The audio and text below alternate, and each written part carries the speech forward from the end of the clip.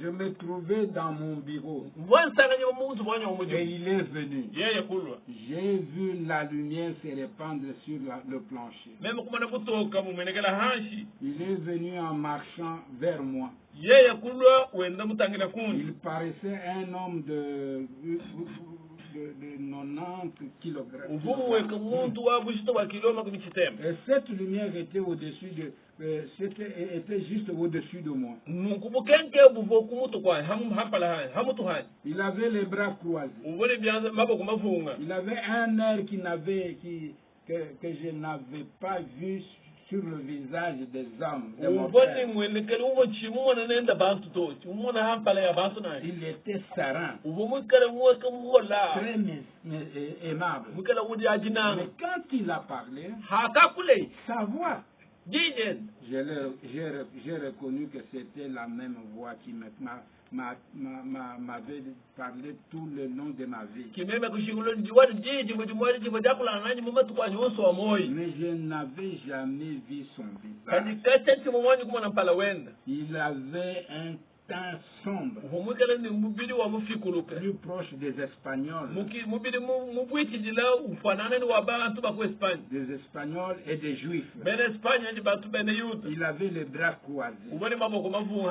D'après sa corpulence et sa taille, il semblait peser 200 livres, 90 kilos.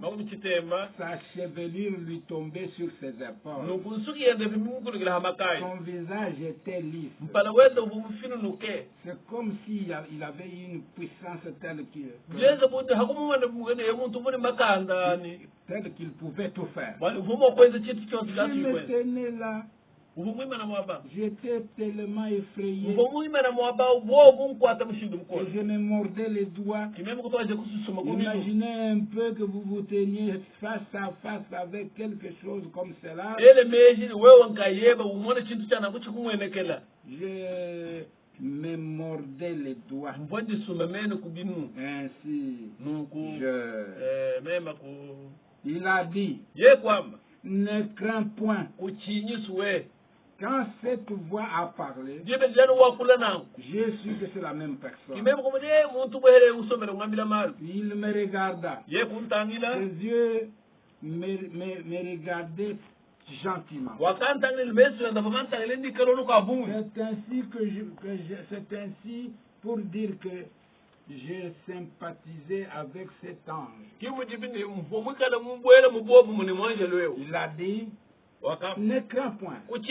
Il a dit, je suis envoyé de la présence de Dieu pour te dire que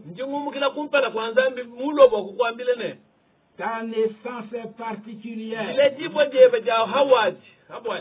et ta vie étrange.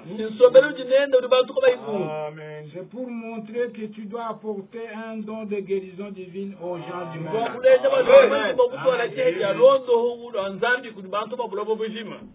J'ai dit, monsieur, je n'ai pas d'instruction. Je ne pourrai pas aller. Il a dit, si tu les amènes à te croire, et si tu es sincère quand tu pries, rien ne résistera à ta prière. Si tu les amènes à te croire, je dis, je voudrais certainement croire. Messieurs, il a dit, de même que le prophète Moïse a reçu 2 signes, il te sera aussi donné 2 signes pour amener les gens à te croire, à croire que c'est un fait réel. Il a dit, l'un d'eux consistera à détecter des maladies en prenant la main droite En prenant la main droite du malade dans ta main gauche. Et il a dit, alors, si tu es sincère, il arrivera que tu leur diras les secrets même de leur cœur.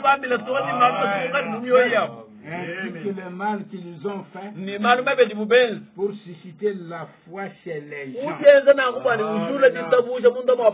Pour qu'ils croient avec foi, afin de te confirmer que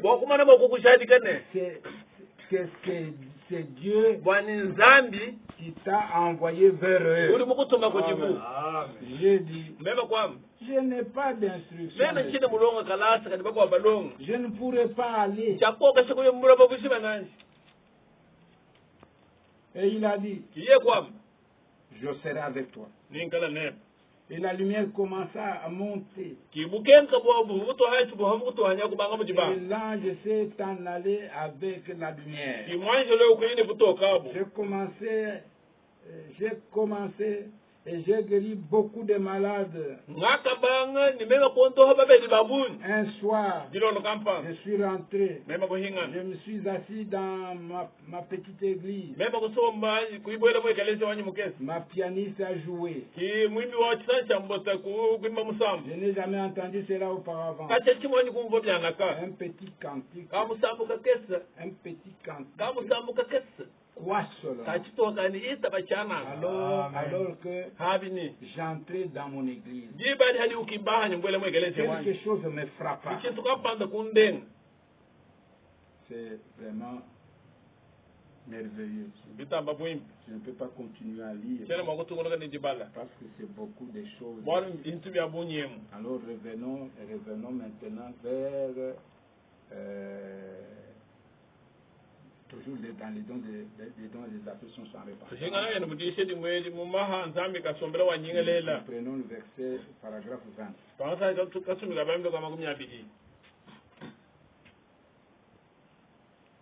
Ce n'est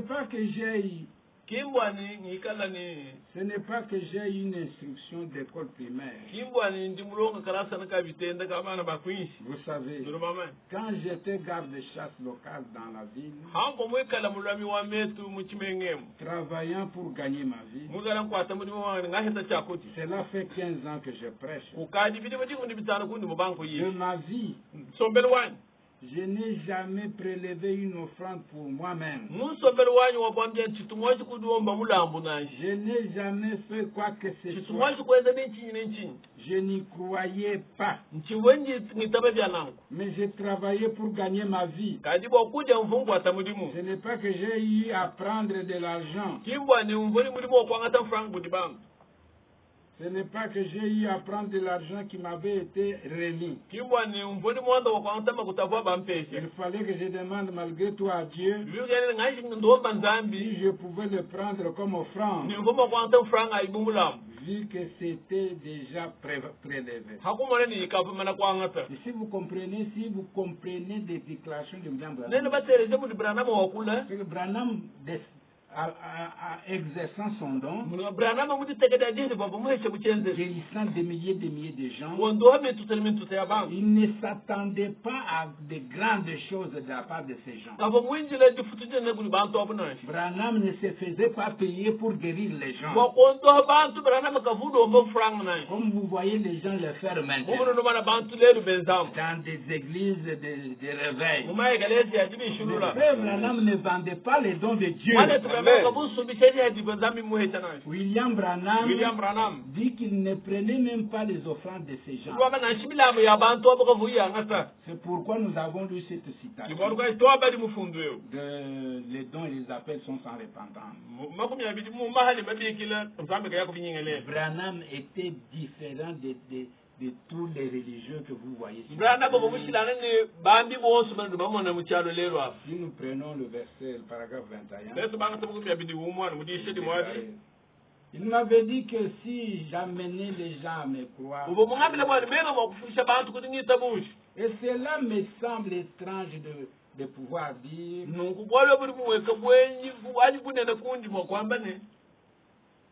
de croire en moi. Il est dit, n'êtes-vous pas supposé croire en Dieu? Vous devez croire cela. Croyez en Dieu. Croyez en Christ. Croyez au Saint-Esprit. Alors, après avoir cru en eux tous, Dieu veut que vous me croyiez. Mais alors, vous devez faire quelque chose. Vous pouvez croire en un homme. Malgré cela, les dons n'agissent pas pour vous. C'est la raison pour laquelle aujourd'hui, les gens croient en Dieu. Que c'est toujours Jésus. N'est-ce pas juste? Amen. Comme vous croyez en Dieu, croyez aussi en moi. C'est écrit dans votre Bible. Quand Jésus-Christ parlait aux religieux de son temps, il leur disait, comme vous croyez en Dieu, croyez aussi en moi. C'est ce que Branham répète. Il dit, comme vous croyez en Dieu, croyez en moi. Voilà. C'est la règle à la question. De quelle façon vous pouvez aider les gens quand ils croient? Eh bien, je veux que vous croyiez en moi comme l'un d'entre eux.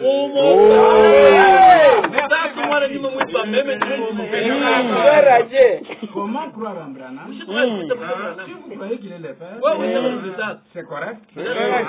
Si vous croyez qu'il est le Fils, l'un d'entre eux. Si vous croyez qu'il est le c'est correct. Pourquoi il dit, je veux que vous croyiez en moi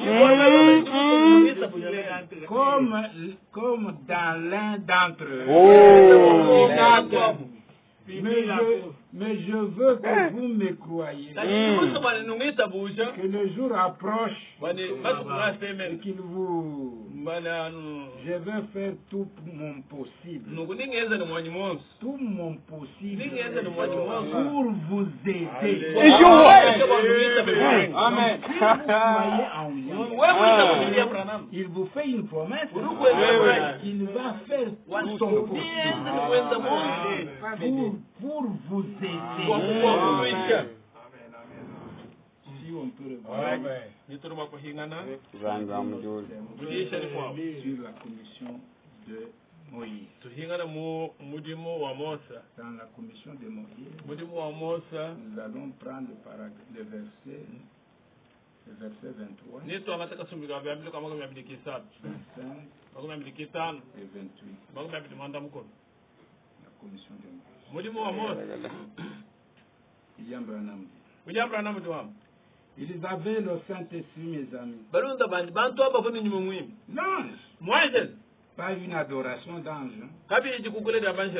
C'est Dieu qui envoie un esprit qui est à son service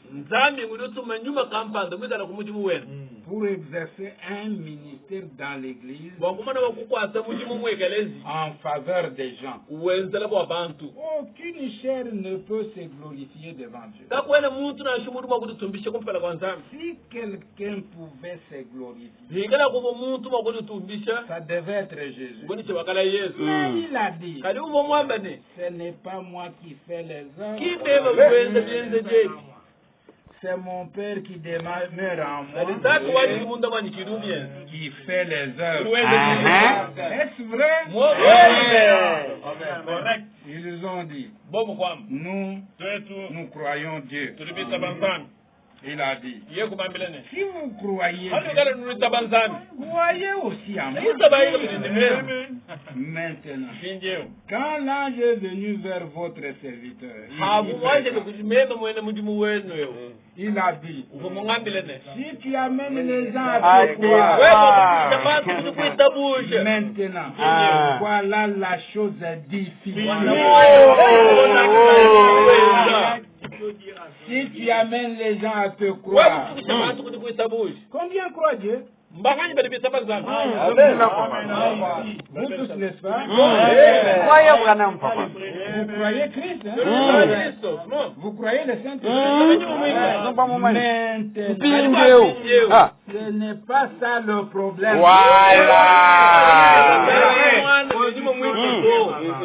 Je suis content que vous fassiez cela. Cela fait de vous un chrétien. Voilà la chose. Mais ce n'est pas ce que j'essaie de vous faire comprendre. Maintenant, j'en arrive là. Lorsque j'ai fait appel à l'autel, vous devez les croire d'abord. Si vous n'êtes pas en contact avec eux, vous ne connaîtrez jamais ceci. Alléluia. Mais, comme vous croyez en eux, vous devez aussi croire que je vous dis la vérité. Parce que je dis la vérité. Et Jésus il ne pouvait opérer aucun miracle ou quoi que ce soit à n'importe quel genre de miracle parce que les gens ne le croyaient pas. Mais ceux-là même qui croyaient en Dieu, ce sont ceux-là qui l'ont tué. C'est vrai. Peu importe combien ils croyaient en Dieu, ils étaient très religieux, orthodoxes, très religieux. Ils croyaient Dieu. Mais le croire lui. Lui? Oh, non. Voyez-vous, c'était trop. C'était un homme. Il ne pouvait pas croire un homme. Il croyait, il pouvait croire Dieu. Branham dit, au paragraphe 15. Rentrons au paragraphe 15. Qu'est-ce que Branham dit? Alors, il a atteint l'âge de 40 ans. Dieu l'appela pour son dessein. Il pensait sûrement que le peuple d'Israël comprendrait ça. Le peuple d'Israël comprendrait pourquoi il était envoyé. Mais le peuple ne comprit pas Moïse. Maintenant, écoutez attentivement ceci, mes amis. La chose la plus difficile que Dieu ait jamais rencontré traitant avec son peuple, c'est d'amener un mortel à croire en un autre. C'est la chose la plus difficile que Dieu ait jamais fait. Amener un mortel à croire en un mortel. Eh bien, il croyait que Jésus était le Fils de Dieu. Mais il ne pouvait pas croire qu'il était le Fils de Dieu. Bon. Il ne croyait pas qu'il était le Fils de Dieu. Mais il croyait en Dieu. Mais ils ont dit que lui qui était un homme, il se faisait égal à Dieu. Mais comment pouvait-il, lui un pauvre paysan, comment pouvait-il l'être? Comment Dieu pouvait-il, lui, un pauvre paysan, comment pouvait-il l'être? Un homme né dans une mangeoire avec ses origines comme les siennes, et être dans une ville pauvre, portant un seul habit sur lui, avec le mode de vie qu'il avait. Il n'avait même pas un endroit où reposer sa tête. Les renards, ont des tanières, et les oiseaux du ciel ont des nids. Mais le Fils de l'homme n'a pas. Comment cet homme pouvait-il être le Fils de Dieu? Comment pouvait-il être ce qu'il prétendait être? Pourtant, il l'était.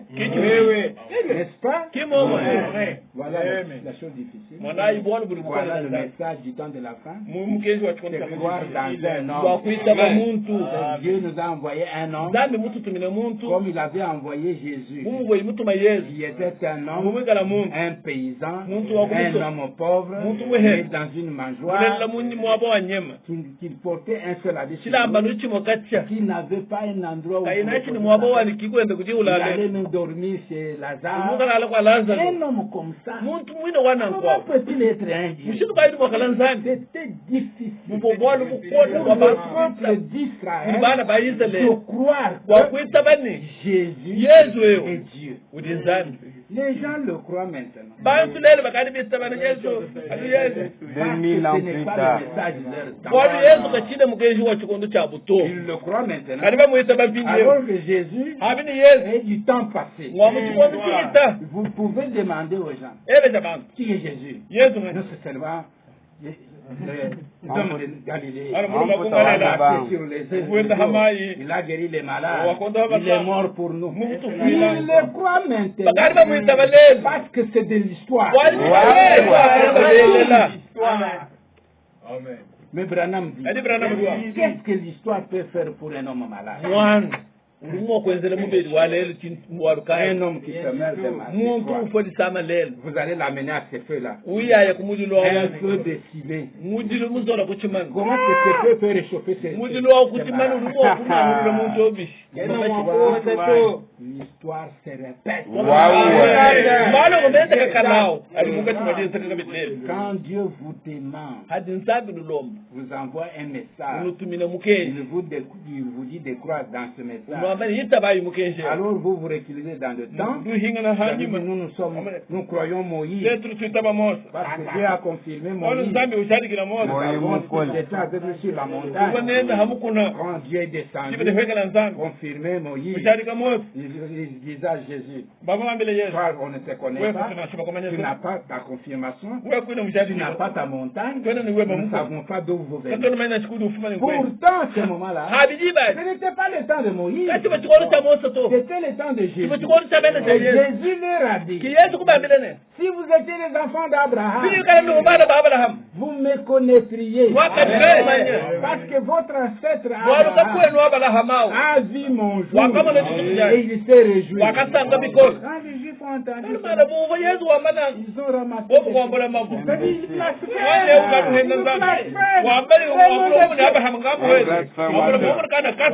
comme le temps de Jésus n'était pas encore venu, le temps de mourir, alors il s'est échappé à leur menace. Mais frère Branham dit, c'est ce qui se passe encore aujourd'hui. Les gens meurent, mais l'esprit demeure. Les esprits qui étaient dans ceux qui ont tué Jésus ne sont pas morts avec ces gens-là. Ce sont ces esprits qui vivent encore dans les religieux de ce temps. Quand vous allez leur dire la commission de Moïse, Dieu a dit amène les gens à te croire. Ce n'est pas le croire lui, c'est le croire ce qu'il dit. Nous tous nous lisons les croire. Vous avez mal lu. Ce n'est pas croire dans un homme. Nous ne pouvons pas croire dans un homme. Croire dans ce qu'il dit. L'histoire.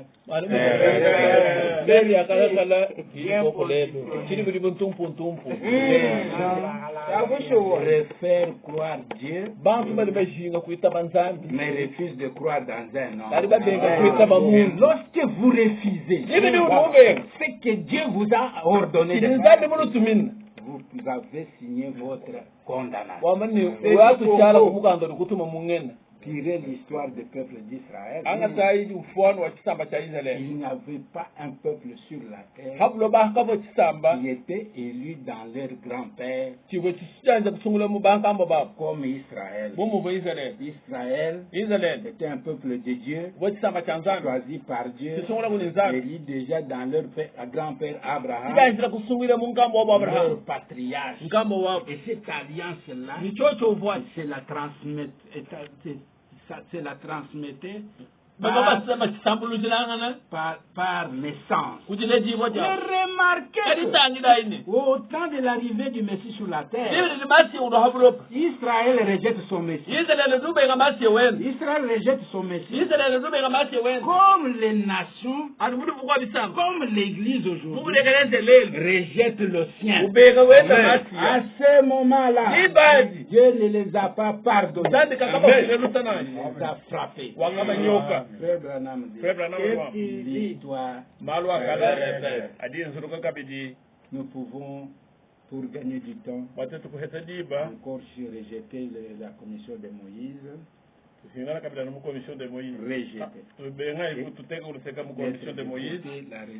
La commission de Moïse, et puis prendre un autre sujet. Et pourquoi Dieu fait-il cela? Branham dit, Dieu veut nous apprendre à nous humilier. C'est l'humilité, c'est ce qui se trouve en Dieu. Vous devez savoir que le Dieu que vous adorez, sa caractéristique principale, c'est de s'humilier. Lorsque vous lisez Philippiens, vous trouverez que Dieu s'est dépouillé. Dieu s'est humilié. L'humilité, c'est la caractéristique principale de Dieu. Et c'est pourquoi ici, Dieu nous demande de croire dans un homme et de le considérer comme plus grand que nous. Ici, je vais davantage dire. L'unité est de Dieu. Rentrons d'abord dans la commission de Moïse. Commission de Moïse. Nous lirons quelques paragraphes. Prenons du 16. Lorsque le temps de la promesse fut proche, alors Dieu envoya Moïse là-bas. Et les gens disent, qui t'a établi chef sur nous? Très bien. Tu te crois quelqu'un d'important? Ce n'était pas l'attitude de Moïse.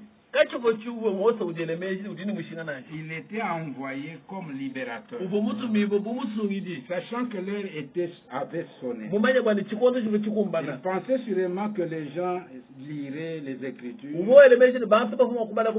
et qu'ils reconnaîtraient que le temps de la promesse était proche. Et qu'il lisait la promesse de fait à Abraham. Et que le temps était proche. Mais ils n'ont pas lu. Est-ce que je me tiens trop près du micro? Parce que cela produit des bruits. Là au balcon, là au fond, m'entendez-vous très bien derrière? Si c'est le cas, levez la main. Et quand la promesse approcha, il pensait sûrement qu'il comprendrait. Le peuple de Dieu. D'habitude, Satan agit juste là, au niveau de leur intelligence. Il les rend lents à comprendre. 9 fois sur 10. Combien? 5, hein? Merci. Bien. 9 fois sur 10, il manque Dieu. Car la promesse de Dieu était là. Maintenant, quand Moïse descendit pour les libérer, ils les contestèrent. Ils les rejetèrent. Cela leur valut 40 ans de souffrance de plus. Nous pensions que c'était un petit message. Nous arrivions à terminer dans 1 heure. Mais voilà que le temps est épuisé. Nous vous donnons encore rendez-vous pour la semaine prochaine. Que le Seigneur vous bénisse. Que le Seigneur bénisse notre technicien qui est Gustave Kazadi. Il a bien nous a servi à vous atteindre. Le régisseur d'antenne, nous le remercions aussi parce qu'il nous a aidés, lui et les techniciens, à vous atteindre. Que le Seigneur vous bénisse. Nous remercions aussi l'auditoire et tous ceux qui nous ont accompagnés. À ma gauche, nous trouvons Michel Kambala. Moïse, hein? Oui. Moïse qui? Moïse Koulema. Il y a un visiteur qui est venu ici. Vous êtes de quel village? Il vient d'Embouchemaï. Ce n'est pas un village, mais c'est une ville. Il vient de la ville d'Embouchemaï. Derrière lui, nous avons Billy Chikala, notre conducteur, accompagné des frères Henri, l'administrateur de notre église, qui est le propriétaire du véhicule qui nous a amenés ici. Nous vous remercions tous. Nous serons gré. Après Billy, nous avons Abraham. Le pasteur de Kabanda. Le pasteur de Kabanda est aussi avec nous. Il va accompagner ici. À côté de lui, nous avons Henri. Après Henri, David Chilumba. Et il a aussi David Kanine. Nous vous remercions.